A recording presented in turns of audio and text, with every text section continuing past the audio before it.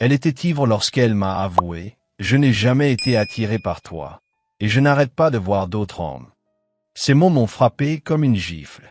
Pendant qu'elle perdait connaissance, j'ai pris ma décision. Au lever du soleil, j'ai disparu, sans un mot, sans un au revoir. Je m'appelle Phil, et j'ai toujours cru que le travail acharné pouvait résoudre presque tous les problèmes. C'est l'éducation que j'ai reçue. On se concentre, on travaille dur, et tout finit par s'arranger. Cet état d'esprit a façonné ma vie, surtout mon mariage. De mémoire d'enfant, mes journées étaient un tourbillon de réunions, d'échéances et de négociations. Je travaillais dur, je me levais et je m'activais toute la journée. Et quand je rentrais enfin, j'étais tellement épuisé que je n'avais plus la force que de dire bonsoir à ma femme. Mais je me disais que ça en valait la peine. Je construisais un avenir pour nous, je veillais à ce qu'elle n'ait jamais à s'inquiéter de rien. Quand je ne travaillais pas, je ne pensais qu'à elle. Comment la rendre heureuse, comment lui offrir la vie qu'elle méritait. Je lui rapportais des cadeaux lors de mes déplacements professionnels. J'organisais des escapades de fin de semaine pour rattraper le temps perdu. Ce n'était jamais parfait, mais je me doutais qu'elle comprenait. L'amour n'est pas une question de perfection, mais de présence et d'effort. Du moins, c'est ce que je croyais. Avec le recul, je me rends compte que je me trompais peut-être, mais à l'époque, je ne le voyais pas. Je croyais qu'en travaillant plus, on aimait plus. Mais ces derniers temps, quelque chose clochait. Elle ne me prêtait presque plus attention. Au début, j'ai laissé tomber. Nous n'étions mariés que depuis 2 ans. Je me suis dit que nous étions simplement en train de prendre nos marques dans la vie conjugale. Au fond de moi, je savais que quelque chose clochait, mais je refusais d'y croire. Je me disais qu'elle était juste stressée, fatiguée, ou qu'elle traversait une mauvaise passe. Je pensais que si je faisais un petit effort et que je lui montrais combien je tenais à elle, tout rentrerait dans l'ordre. J'étais persuadé que l'amour et les efforts pouvaient tout arranger. J'avais tort, et même beaucoup tort. Quand j'ai réalisé que la tension était palpable entre nous, j'ai décidé d'agir. Je pensais qu'un dîner romantique pourrait nous aider à renouer les liens. Je ne sais pas, j'étais peut-être naïve, mais je croyais qu'il fallait essayer. J'ai passé tout l'après-midi à préparer ça. J'ai préparé son plat préféré, du poulet parmesan avec une purée de pommes de terre à l'ail, un plat que je n'avais pas cuisiné depuis notre premier rendez-vous.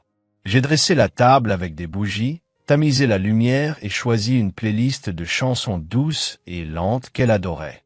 C'était ma façon de lui dire « Je te vois, tu me manques et j'essaie ». Quand elle a franchi la porte, elle a paru surprise. « Waouh !» s'est-elle exclamée en jetant un coup d'œil autour d'elle, son regard se posant sur la table. Un instant, j'ai cru apercevoir une lueur, peut-être de la gratitude. Elle m'a embrassé la joue, s'est assise et a souri. Nous avons commencé à manger, et la conversation était légère et fluide. Elle a complimenté le repas, a plaisanté en disant que j'étais secrètement meilleur cuisinier qu'elle, et pour la première fois depuis des mois, elle a ri sincèrement. À ce moment-là, j'ai cru que nous pourrions peut-être renouer les liens. Mais après son 3e verre de vin, tout a basculé. Elle était ivre. C'était subtil au début. Elle se laissa aller en arrière sur sa chaise, son expression se détendit, ses mots devinrent plus lents, plus libres. Je n'y ai pas prêté plus attention que ça jusqu'à ce qu'elle pose son verre, me regarde et dise « Tu es quelqu'un de bien, tu veilles à ce que je vais bien, c'est pour ça que je suis là avec toi. » Je suis resté figé. « Que veux-tu dire ?» ai-je demandé d'une voix calme, malgré la boule au ventre. Elle rit doucement, mais avec une pointe de pitié. « Enfin, je n'ai jamais vraiment été attiré par toi.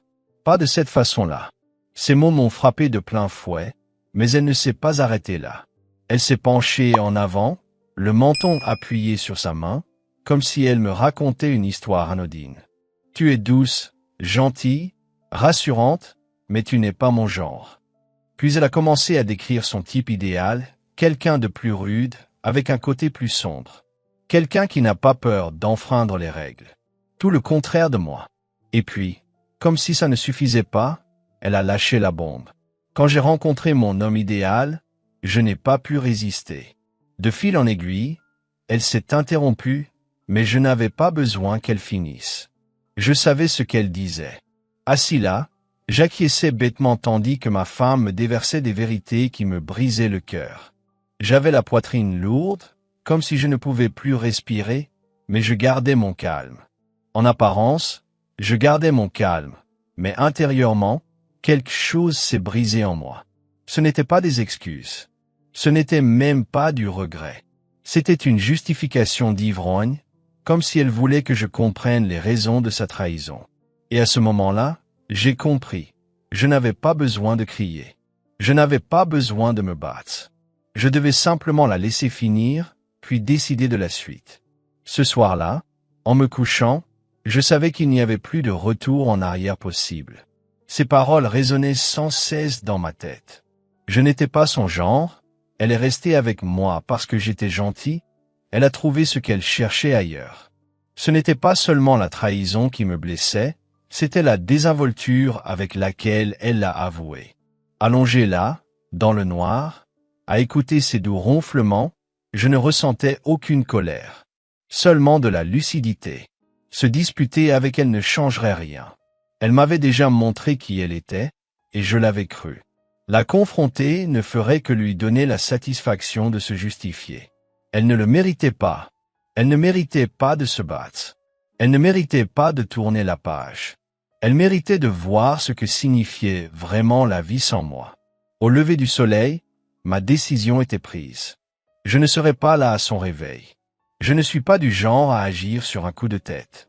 Quand j'agis, j'agis avec précision. Ce matin-là, je suis sorti de chez moi comme d'habitude, discrètement, délibérément, sans que rien ne laisse présager quoi que ce soit d'inhabituel. Sauf que cette fois, je ne reviendrai pas. Mon premier appel a été pour mon avocat. Je lui ai demandé de préparer les papiers du divorce et d'y inclure tous les éléments nécessaires pour séparer nos vies. Ensuite, j'ai appelé mon comptable. C'était un homme rusé. En quelques heures, il a commencé à liquider mes parts dans nos placements communs. À la fin de la journée, mes comptes étaient vides et j'avais le contrôle total de mes actifs. J'ai alors appelé ma famille. Je ne leur ai pas donné tous les détails. Ce n'était pas nécessaire, mais j'ai été clair sur un point. Ne lui donnez pas d'importance. Ne révèle pas où je suis. Si elle appelle, ne lui dis rien. Je voulais qu'elle ressente le poids de ses actes sans que personne ne puisse amortir sa chute.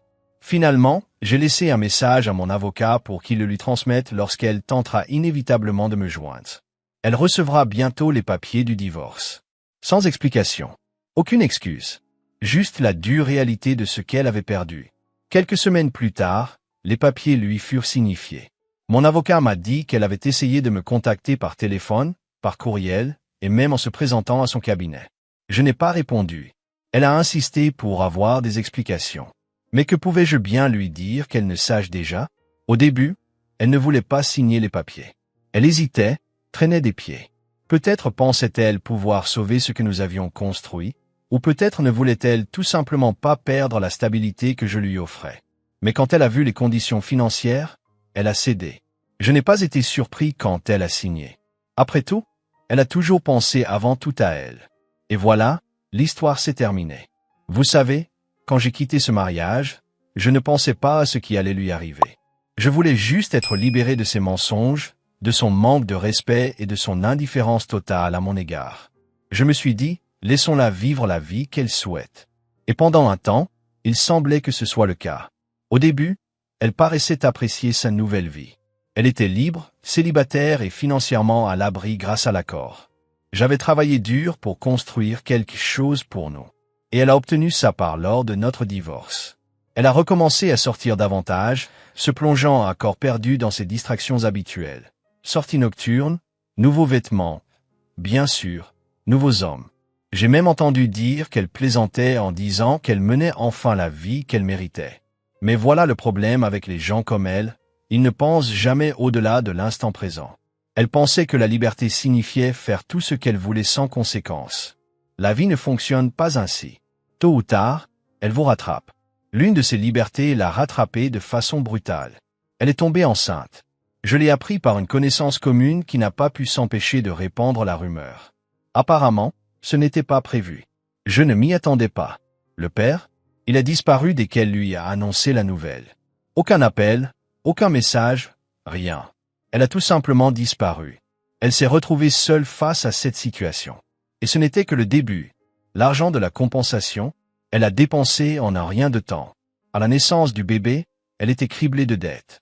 Elle a dû vendre notre ancienne maison. Enfin, sa maison, à ce moment-là. C'était le dernier vestige de notre vie commune. Et puis il y avait ses amis, ou plutôt ce qu'il en restait. Vous savez, les gens comme elle attirent toujours le même genre de personnes. Superficielles, égoïstes et présentes uniquement quand l'ambiance est à la fête. Quand elle a commencé à demander de l'aide, de l'argent, à ce qu'on garde ses enfants, à ce qu'on lui trouve une oreille attentive, ils ont disparu un à un. J'imagine que même ses meilleures histoires ne suffisaient plus à les divertir. Elle a obtenu ce qu'elle croyait vouloir, la liberté. Mais cette liberté a un prix. Elle a tout perdu parce qu'elle ne l'a jamais appréciée. La vérité, je ne la plaignais pas. Je ne me frottais pas les mains en me réjouissant de sa chute non plus. Je m'en fichais complètement. C'était un chapitre clos. Certains croient fuir quelque chose alors qu'en réalité, ils faussent droit dans le mur. C'était elle. Elle a couru, et lorsqu'elle a heurté le mur, il n'y avait plus personne pour la rattraper. Des années ont passé. Ma vie avait continué, non pas de façon spectaculaire, mais tranquillement, régulièrement. Elle n'était pas parfaite, mais elle était mienne. Puis un jour, elle m'a retrouvé. J'étais chez moi, assise près de la fenêtre, un livre à la main, quand la sonnette a retenti. Je n'attendais personne, mais en ouvrant la porte, elle était là. Elle n'avait pas changé, elle était plutôt bien, soignée, et affichait cette assurance que j'admirais tant. Son regard croisa le mien, fixe et scrutateur, comme pour sonder ma réaction. La revoir ne provoqua en moi qu'un détachement froid et silencieux. Je ne savais pas comment elle avait réussi à me retrouver. Je n'éprouvais que du dégoût. Elle resta là un instant, me fixant comme si elle attendait la permission de parler. Je ne la lui accordai pas. Finalement, elle prit la parole sans attendre d'approbation. Sa voix se brisa. « Je te cherche depuis des années », commença-t-elle d'une voix basse et tremblante. Je tenais à vous dire combien je suis désolé. J'ai commis une erreur, une terrible erreur, et j'en paie le prix chaque jour depuis. Elle marqua une pause, attendant que je dise quelque chose, mais je ne dis rien. Je me suis adossé à la porte d'entrée, la regardant se tortiller. Je croyais pouvoir tout avoir, poursuivit-elle, les mains tremblantes serrées l'une contre l'autre. Je croyais pouvoir trouver l'aventure ailleurs tout en te gardant. Mais je me trompais.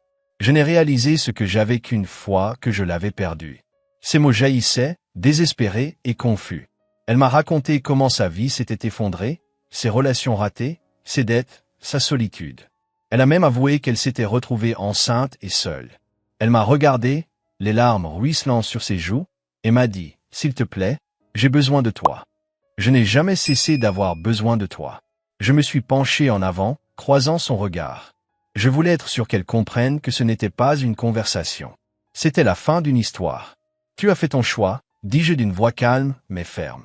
Tu n'as jamais été attiré par moi, tu te souviens? Je n'étais pas ton genre, alors va trouver le tien et vois s'il te désire maintenant. » Elle a tressailli comme si mes mots l'avaient frappé de plein fouet. Mais je ne me suis pas arrêté là. Je me fiche de ce que tu regrettes. Peu m'importe ce que tu as enduré. C'est ton fardeau, pas le mien. Ne te montre plus jamais à moi. J'ai reculé, fermé la porte et je suis parti sans hésiter. Je n'avais besoin ni de ses explications, ni de ses excuses, ni de ses regrets. Cette partie de ma vie était terminée et il n'y avait aucune raison de la rouvrir. En m'éloignant, je repensais à l'homme que j'étais devenu. La perdre avait été douloureux. Cela m'avait déchiré d'une manière que je ne pensais pas pouvoir atteindre. Mais cela m'a aussi obligé à me reconstruire. Et je suis encore en train de me reconstruire. Parfois, le plus beau cadeau que l'on puisse faire à quelqu'un qui nous trahit, c'est son absence. Et parfois, la meilleure chose à faire pour soi-même, c'est de partir et de ne jamais se retourner. En la perdant, je me suis retrouvé et j'ai compris que c'était la seule paix intérieure dont j'avais besoin. Alors, je vous pose la question. Si vous aviez été à ma place, qu'auriez-vous fait? Réfléchissez-y un instant. Vous venez de passer un dîner censé raviver la flamme dans votre couple, et voilà que votre femme, celle avec qui vous avez juré de passer votre vie, vous annonce, entre deux gorgées de vin, que vous n'êtes pas son genre. Elle a même osé rire et vous avouer qu'elle vous trompe avec d'autres hommes. Que feriez-vous? Resteriez-vous à vous battre pour une femme qui ne vous apprécie pas? Ou partiriez-vous? Écoutez, je ne suis pas là pour dire à qui que ce soit ce qui est bien ou mal, mais laissez-moi partager une leçon que j'ai apprise à mes dépens. Si jamais vous vous retrouvez dans une situation comme la mienne, où quelqu'un vous montre qu'il ne vous respecte pas, vous ou votre amour, vous devez cesser de lui trouver des excuses. Ne laissez pas son manque de reconnaissance miner votre estime de vous-même. En réalité, on est traité comme on le laisse faire. S'ils vous ont déjà exploité une fois, ils recommenceront, et ça ne fera qu'empirer avec le temps. Partir n'est pas facile, je le comprends. C'est douloureux. C'est compliqué. Et oui, on se sent seul au début. Mais il faut penser à long terme.